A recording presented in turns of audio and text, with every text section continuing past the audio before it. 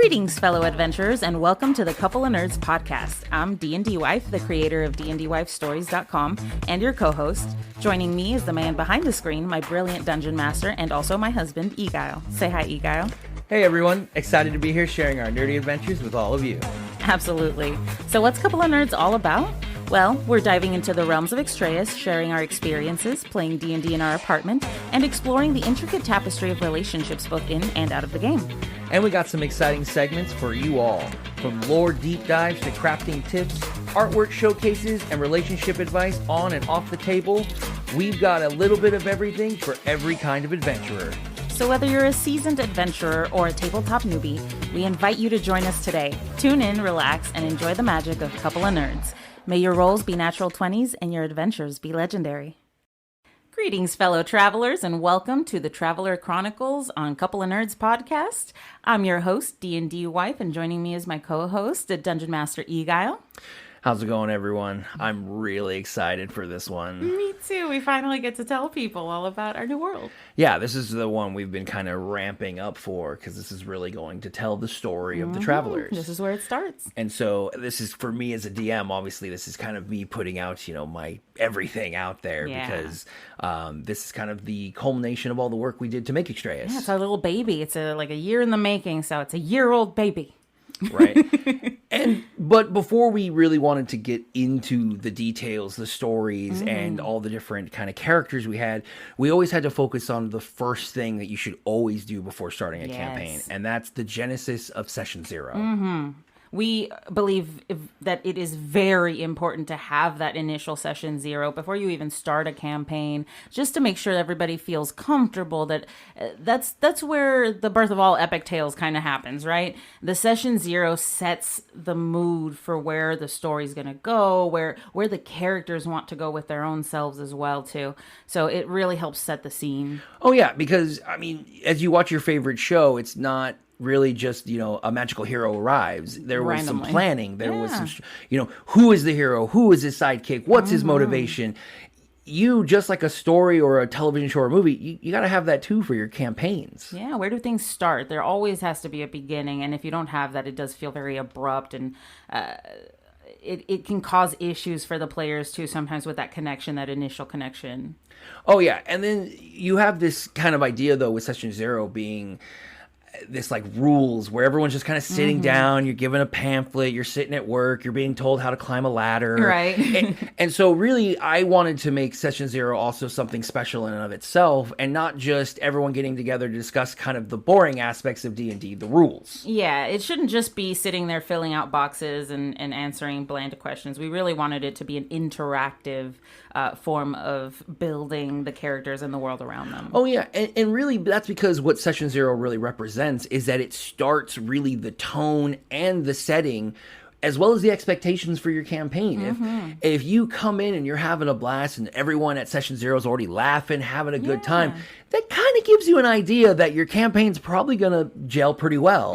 But if at Session Zero it's kind of uncomfortable, awkward, people don't seem to be talking to each other, that might be something you need to work on first before ever having your very first episode or very first session. People should feel comfortable before they start getting into things like parties, adventuring parties. That's something that's a really important thing after a while, to share battles and adventures with a group of people and then not really know them. It causes a little bit of disconnect sometimes. Yeah, and I think another common misconception with Session Zeros is that, this is something that we're going to sit down, the DM's going to tell us all about how he wants to run the world. And that's not really what it is. It's how everyone is. Yeah. What is the setting? Does everyone want to do magic? Do we want high magic? Do we want low magic? What do we want as a group? Because that's really what you should be focused on. And that's really what I took as a DM, is that if I wanted a cohesive campaign and a group of heroes, they had to also feel like this world was something that they were a part of as well, and had a little bit of control over what kind of parts of the world they would be participating in. Yeah, that's why when we first built the world of Extraeus, we built it with a little vagueness into kind of like the geographic locations of things, because we wanted the players to be a part of that creation, to feel like it was their home, their place where they started. Oh, yeah. And that's why when we started our specific Session Zero, our traveler's starting point, as we called it, we really wanted to make sure that we set up just how epic we wanted this campaign to be. Yeah, absolutely. We wanted to make sure that, we joke a lot about how a lot of the tropes and stuff have already been done, but we really wanted to put a unique spin to our own world. And so we took different aspects of different things, played around with them, and came up with some unique concepts that we thought would really kick off the campaign very well for our players. And so really, as you can kind of picture it, as we had our party members enter in, our apartment was darkened with a lot of digital candles spread about. Yeah. One real candle glowing over some sort of cauldron-like device with wax kind of bubbling in it. And really kind of created that idea that here we are coming together to create the very heart and soul of these essentially characters that we could be playing for years on end. Yeah, we really had to build a way for the people that we invited over to be more connected to their characters. We wanted to give them a physical representation of their characters that they could carry around with them even beyond the campaign setting or beyond the table setting. Oh yeah, and it all started with your idea of using the wax seals because nothing seems more regal or really just kind of special than these individual custom wax seals that symbolize different things for our campaign. Yeah, nothing says official like a wax seal. So I really liked the concept of assigning different wax seals designs to different aspects that we wanted the characters to embody. So we have 4 major continents in the world, and people had to roll as to where they landed in the world. And so one of the wax seals definitely represents the location of a person in the world. And we had a couple of different seals for each of the continents. And then we also had a few other seals for some of the other aspects. Yeah, and the thing about that is that these players don't actually really know what each one of these seals actually represents. They kind of inferred a little bit as some of them gained matching seals. Yeah, but there are still a few that have yet to quite been revealed. So they've actually been holding on to these cards this whole time, not realizing that perhaps a few years down the road, they might actually learn, oh, wait, that's what that meant? Yeah. And they've been holding on to that card the entire campaign. They're little secret parts of us, and I think that's a big reason as to why our current characters, our current players feel so connected to this world is because they do have a sense of not knowing everything about themselves, of not quite having all that knowledge. Yeah, and like you were saying, by allowing them to roll where their hometown location, as well as the size of the town, the higher the number, the larger the establishing civilization. So we had one player who essentially rolled a 0. Yeah, completely and alone. They're essentially having to start by themselves alone. And that entirely reshaped his entire planning process for his character's backstory. But it also let him have much more control over where he started because each one of our characters was allowed to fully describe their own individual hometowns. Yeah. So they now have a marker on Extraeus that they have made themselves entirely for their character's origin point. We didn't just have to come up with where we came from, kind of like, just come up with a town name. We had to explain the town. We had to explain, or the village, or the caravan, or whatever size of place that you were at. We were all tasked with reliving how those places looked to us, to the players, to the characters, and how those fit into our world. So that was super fun. It was all of those really small details that we asked our players to come up with that really helped shape that world around us. Oh, yeah. And really what it comes down to, too, is the most important part about Session 0, the most important, is rolling for stats. Oh, yeah. One, you're all there. And that's always important for everyone to roll together because then there's no questions, no kind of suspicions. But really the important part of that is the idea that is the most important part of your character's building process, the foundational stats. Now, it doesn't matter if you do like what we did, which was 4d6, drop the lowest. Plus, I have a special rule where if you happen to get like a 4 or a 5, that's going to be the only lowest number you're going to get. Then the rest will be 10 at minimum. Just to make sure we don't have superstar characters and one unfortunate person who trips over their own feet every 5 seconds. Yeah, it's really tough while everyone's having a great adventure and you're over here struggling just to walk a couple feet. But when you do roll for stats, and no matter what style system, whether it's point buy or another custom rolling of dice, you want to make that the central focus. And so we had to make sure everything was stopped. And when each person rolled, everyone was focused on what those numbers were going to be. And as you see that, they hadn't even created the characters yet. They were just given the numbers. They were not told to put them in any stats, just collect the numbers. So then when they went home after session 0, that's where the character's being built. After they've already had this camaraderie and talking and learning a little bit of where everyone wants to go, now they kind of had a better idea of what to start with their own character. Yeah, because we had characters that were hiding things from the other people, that we had certain secrets that we didn't want to share, we couldn't just build the characters right there with everyone. We wanted to give them the basic building blocks for their character, like the numbers, the stats, but we didn't want everyone to know right off the bat what everyone was going to be, so we were allowed to take those home with us and make our own small decisions. And there's a few player cards that are mildly deceptive, as some of my legacy players have some hidden talents and specialties that are not included in their card, just to ensure a little bit more secretive between each of the players. Yeah, it's super fun. It's been really great having like little extras that we can keep to ourselves. Yeah, it's really the customization and how you can go about making your campaign special just for you and your players. It's been really fun because the way we like to run our tables is we like to get little mementos for people at the table that are part of our gaming experience. And then once the campaign is over, then they can take those home with them and have them as reminders of the adventures they had. So that was super fun. Oh yeah, we've had everything from dice trays, dice bags, custom mugs, binders, every little, and little nuanced things that just kind of get that little special affect to your character. Yeah, it helps, and it helps also bring the players closer together when we give them these little custom items. And they've also done things where we've had players come in with gifts for the other players as well, which has been really nice. Oh yeah, I think the gifting of items, and especially dice to new players, is such a customary thing that we all do because this community is so inviting. We want to share with what we have and what we got with everybody. Yeah, we want to make sure everyone's got the tools to play as well, so that's always super fun. So yeah, we did things like give it personal touches. We have mugs that have our character names on them that sit with us at the table, that we drink from at the table, binders with our names and all of our information in them, and those items help bring not just our characters to life, but our characters in the world to life. And it doesn't even have to be that. We even have little plushies that represent former pets from previous campaigns.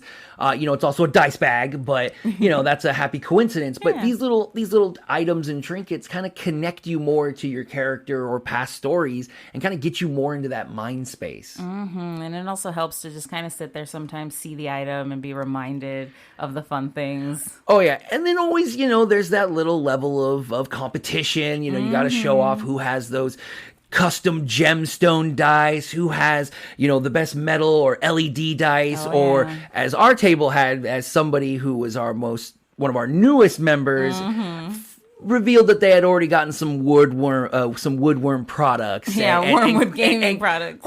Caused quite a jealousy storm amongst my senior players, as they had only really seen it on screen, never in hand. Well, yeah, I mean, even the smallest wormwood piece is like a whole bill's worth of money. But it shows your different kind of customizations you can have. And if you want to go out there and grab those things, it shows not only your dedication, but your pride in what you're doing.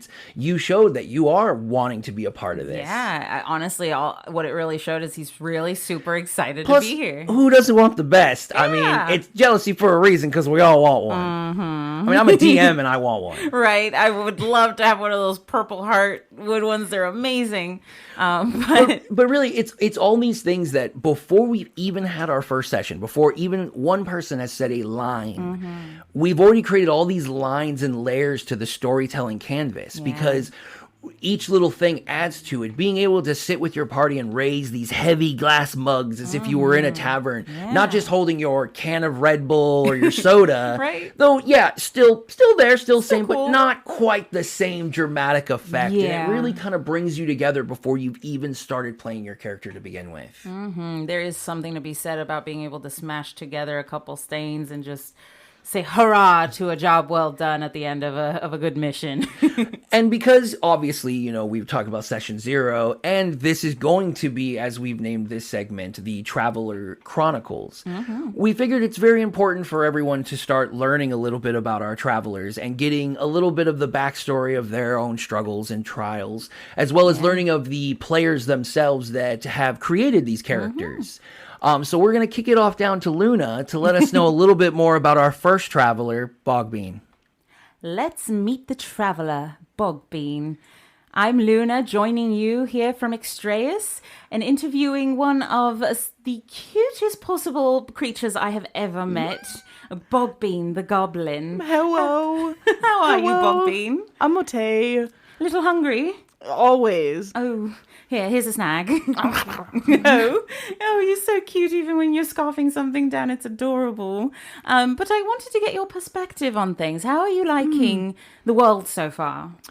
Well, first I got kidnapped, and then, but then I met a friend, and I kept meeting more friends, and it's been really nice. Not everyone's a bad person, I promise. Oh, that's so lovely to hear. Well, it may have started off rough, but I'm glad you've been meeting some new people and making some new friends. How has it been? Traveling around with new people. I know one of them was not so kind as they kept you as cargo, but it seems you've had some wonderful adventures recently. So much so far just on the boat. I was so hungry when I woke up, and I busted out of the dark thing, and I found my smelly friend. I don't think he's alive, but I don't know. We gotta figure it out. Well, he certainly moves a lot for a dead guy. Yeah, but he just don't smell right. Mm-hmm. Miguel smelled a little better, smelled like food, and he helped me not be so hungry no more. But he was really loud after that. I shutted him up when I ate his tail. Oh, well, that's true. But I'm glad you got a snack out of that at least. Me too. It tasted so good. Speaking of snacks, what kind of cuisine have you discovered? The boat has food so much better than when I was alone in the box. They serve, what is it called? It's like a goop. Oh, gruel. I just think it's gruel, Oh, darling. so good. Well, I'm glad to hear that you're having a good time with some of the food. But now I'm going to let you go. You can go catch your dinner. And I'm going to interview Entlink now. Okay. Bye-bye, Luna. Have a good night. You too. All right, Entlink. So that was us saying hello to your wonderful character, Bogbean. How are you feeling about the creative process that came with her? It's been really fun. That's something so new to me is I was the art kid, but I didn't have like the OC characters like some other people did. Understood. But now I'm seeing they really create themselves. Mm-hmm.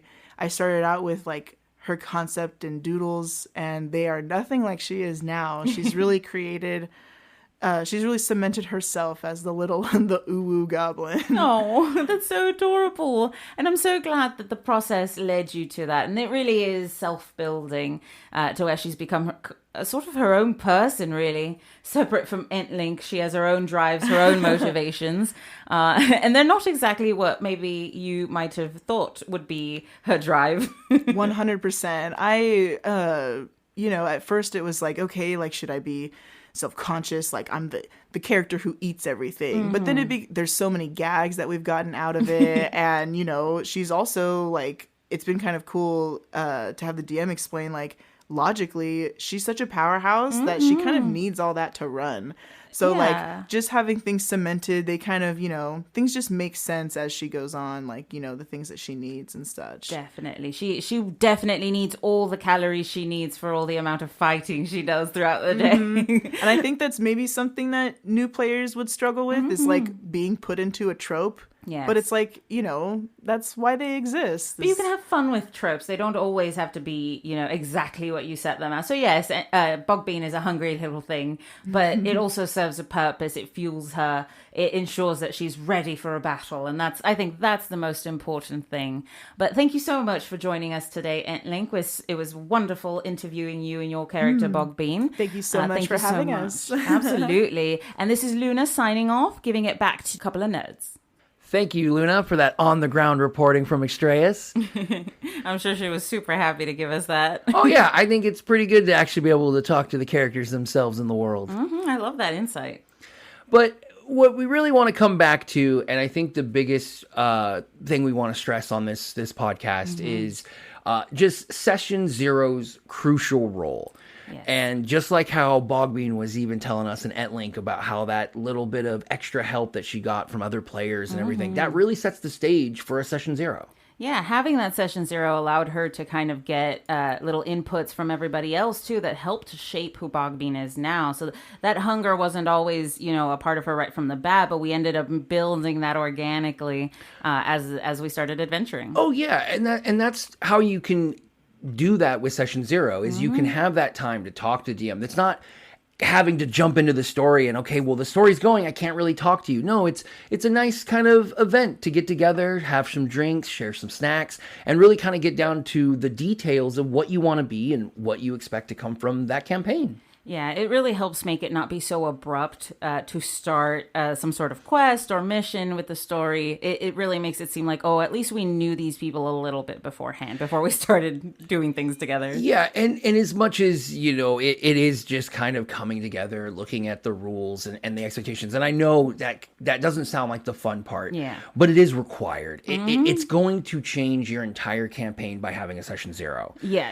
it's good to know what people expect from the campaign personally, as well as for their characters. That way we can model it a little bit for them. Plus, I feel, and this is the biggest takeaway I have and want to give to other DMs, is that by doing a Session Zero, your players at least know kind of what your world is, which allows them to build players and characters that fit better into that world. If you don't want to do a lot of magic and you're like, okay, low magic world, very little magic, but you don't tell your players, and they all make like 5 wizards of like the highest order, and they're going, oh crud. And so you can avoid all that. And though it sometimes feels uncomfortable because not a lot of people want to push their will on a DM, but trust me, as a DM, I want to hear that. I want to hear what you want to experience. I want to hear the things that you're looking forward to, because at the end of the day, as a DM, I'm here to have an experience with all of you guys.